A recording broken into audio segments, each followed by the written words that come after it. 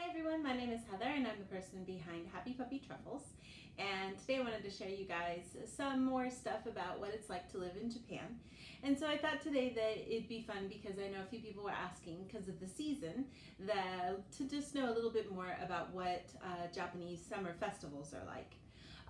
We've posted on our channel for the girls a video of them enjoying their time at a festival, and I think it's kind of one of those things that you do kind of get introduced to if you do happen to watch Japanese movies or anime, or if you read manga, then you probably have seen some of the parts that kind of are the identifying pieces of a festival or a matsuri. And there is the common image, and I should have looked this up before I started the video, but I don't remember the city that it's for, but there's a particular town that's known for lighting lanterns and letting them in the river, and different places have different traditions depending on where you're from. And that river lantern thing might actually be done in multiple cities. I'm not really sure. But you definitely have some of those images of different things happening in some cities for the summer festival. Now, the summer festival is there's a couple different reasons why there might be one, but usually it's just a way of celebrating a city. And some cities will have multiple festivals depending on the timing of the year and other things that go into that. So it's sort of just a fun excuse to get together and have a good time. I think it's a lot like a carnival or a county fair, if you've ever been to a county fair. I remember going a couple times when I'd go visit my grandparents in Minnesota, and it's a lot like that. Especially more local, tinier places. They still do it. They put it all together. They pull out all the stops. They put the fireworks together, and it's a really fun time. And the whole town goes. So we went to a couple of them. We went to the one that's our local one that was in the town we live in, and then we went to the one most recently that you might have seen the video for in Omura. The one in our local town was only one night, but the one in Omura was actually 3 nights. The first night is only fireworks. That's it. And then the other 2 nights are devoted to just regular festival activities. Now, the things that you probably most usually will see about a festival is people getting dressed up in yukata, and that's a light cotton kind of special style of kimono. We don't really use the word kimono though, because kimono is only for a kimono, which is usually silk and is heavier layers. And that kind of a style of kimono can be worn for example, when girls turn 20 in Japan, they wear one. They might wear one when they get married. That would be one that they'd borrow. Probably the one for when they turn 20 is usually borrowed too. And then, if you go to graduation or if you go to somebody else's wedding, you might wear one too. And they're all different kinds of styles depending on what those are for. The one when you turn 20 is a special one that has a longer sleeves. So because you're young still, and then so it kind of changes depending on why you'd wear it.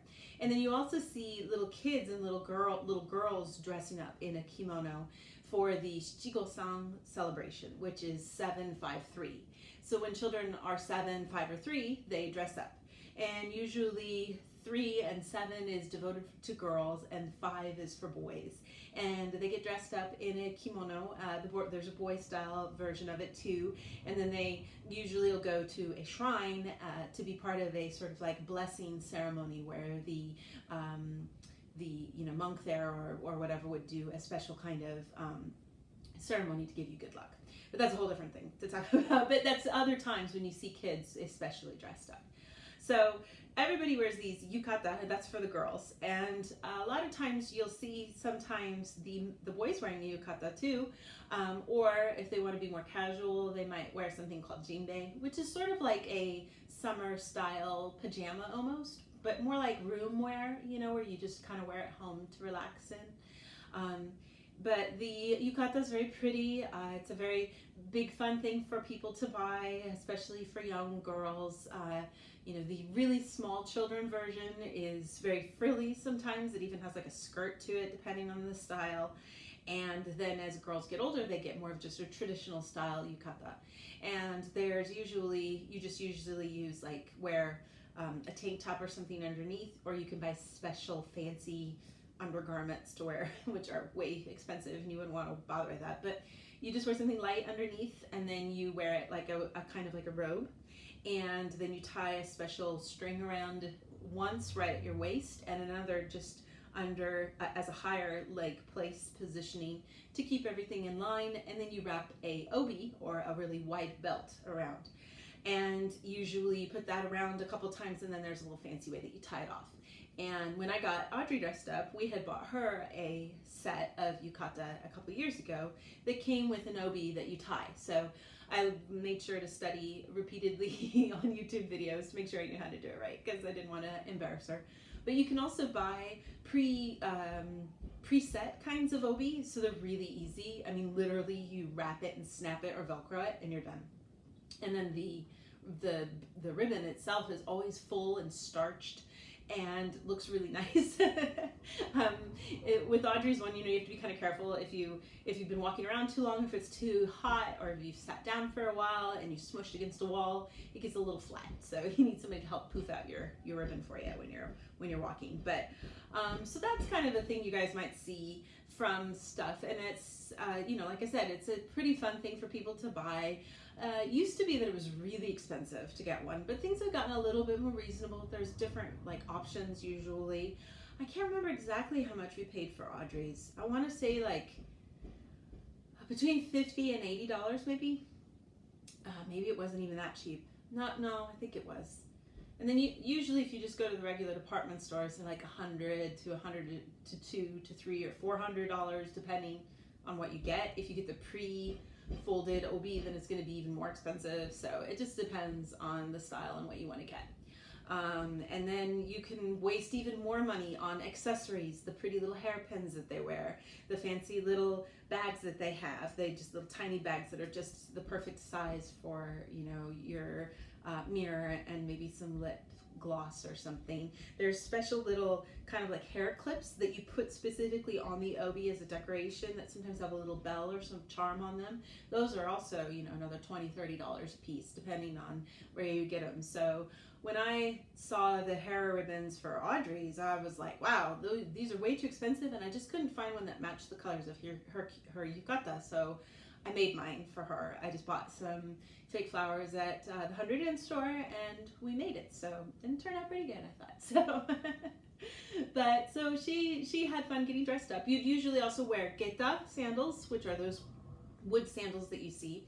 But Audrey was like, no way, they hurt, they're not comfortable when you're walking around forever, which you have to do. We had to do because we had to park kind of far away and then walk to the festival. She didn't want to have to do that, so she just wore tennis shoes, and she looked super cute either way. So it's not like strict rules. You could wear normal sandals too if you like. Some kids like to do that.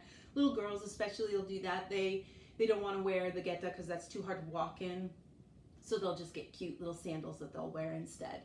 So the footwear rule is not strict on that, you see some people pushing it and trying, and they're so brave. Audrey did it one year and she stopped, so we decided not to do it anymore because they are pretty uncomfortable. If you have a pair of geta and you wear them a lot, they can kind of form to your foot, and you obviously, just like a lot of other sandals, they become very comfortable. But just the first go, not recommended. So if you're visiting, sometimes that can be a lot of fun. You think, oh, I can go to the festival and get dressed up, and it's a nice souvenir to take the yukata home. But definitely think twice about wearing geta because they are kind of uncomfortable. So and I think the guys look really cool in them too when they dress up too. They don't have usually a big obi. They kind of tie a little differently, and the color scheme is different. Guys are more neutral colors, natural tones, a lot of grays and browns, dark blues and dark greens, and girls usually feature bright, vibrant flowers and goldfish or lots of really bright colors for those things are usually the norm. So it's definitely a fun way to get a chance to enjoy the holiday or the celebration. And then the festival itself usually has the same kinds of things. You see these in the stories and movies. One of the really classic images is fishing for goldfish with those little tiny nets that are actually made out of rice paper. So when you try to scoop up the fish, you only have so many seconds until that paper just disintegrates into the water. But sadly, a lot of times these days, having live animals at these festivals has kind of died out. A lot of people don't have that anymore. I noticed this year that they didn't have it at all. So, you know, they maybe sometimes have like a toy version for the little tiny kids to do, just because they get a kick out of it. But you don't really see many people doing it with a real fish. At least not in our neighborhood. We didn't. Another thing that's common for this is lots of stalls that sell lots of different kinds of foods. So really common thing is candied apples, but they don't just sell candied apples, they also sell other fruits. So like we got candied grapes, that's our favorite thing. And you know, they have candied orange slices and candied pineapple too sometimes. You also see frozen or chilled slices of pineapple on a stick, so that's nice. Anything you can eat on a stick. So there's those two things, and then like yakitori, which is meat, especially chicken, or you can also have yakibuta, which would be pork, kind of barbecued like a shish kebab sort of style on a stick. You'll also see squid. That's really a good thing to get to on a stick, really big piece of that. And then other classical kinds of Japanese foods like takoyaki, which are like the little balls that are sort of like a base of a pancake with chunks of octopus in them. I'm not a big fan. I don't like them, but and then yakisoba is another popular thing to have at a festival, just because you can walk and eat it at the same time. It's not hard, but you want to be able to have something that's easy to eat, you know, when you're walking around. So, and then sometimes, of course, you have to have, snow cones. That's a definite thing that you have to have. So those are everywhere. And then another classic thing is cotton candy. And I think that pretty much covers it. And then you see a lot of people selling, you know, things that are for the festival, kind of like bright lights, special magic wands that light up, featuring different characters that are popular that year for little kids. And you'll also see the masks, the plastic masks. I don't know if you guys are old enough to remember what Halloween costumes were like in the 70s, where we had plastic masks. They were terrible. We'd wear them and, you know, you're breathing the whole night, and then the whole inside is just like sweat. It's just terrible.